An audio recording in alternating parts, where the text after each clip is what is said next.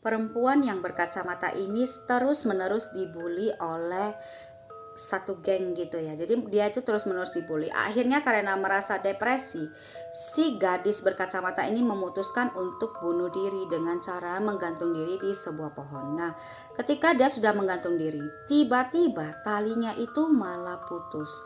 Ketika dia jatuh ke bawah, ke tanah, tiba-tiba ada sebuah ranting pohon yang jatuh tepat di atas kepalanya, seperti sedang mengetok dia ya.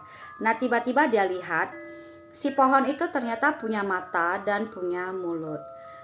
Ternyata singkat cerita, pohon itu adalah pohon yang pernah ditanam oleh si gadis ini sewaktu dia kecil. Nah, ternyata si pohonnya ini masih ingat dan gak mau dia bunuh diri.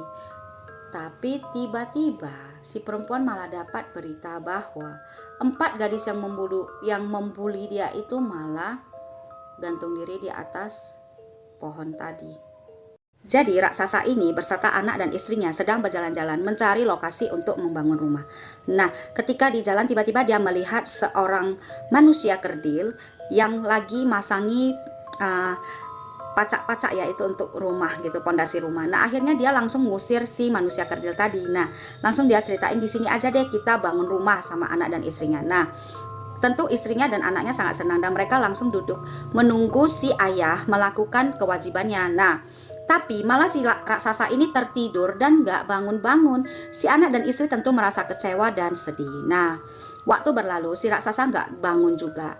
Udah lama, akhirnya si raksasa terbangun dan terlihat di seberang tanah yang dia rebut itu sudah berdiri sebuah rumah berlantai 2. Ketika dia lihat di pintu, ternyata rumah itu adalah rumah si istri dan anaknya.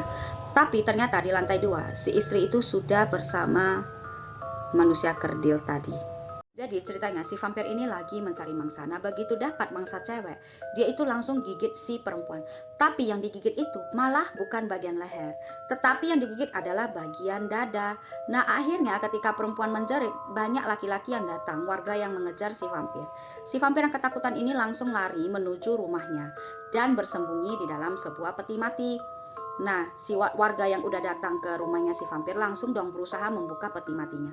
Begitu dibuka, di dalamnya itu hanya ada seekor kelelawar dan kelelawarnya itu malah terbang keluar dari rumah.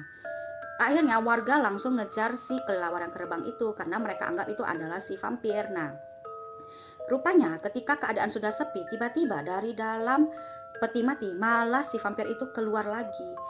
Dan dia tidak menyangka ternyata ada seorang pria yang menunggu dia di balik tutup petinya. Dan akhirnya dia digebuk habis-habisan dan dimasukin ke penjara. Ternyata pria ini bukanlah vampir, tapi dia adalah seorang yang memiliki gangguan jiwa.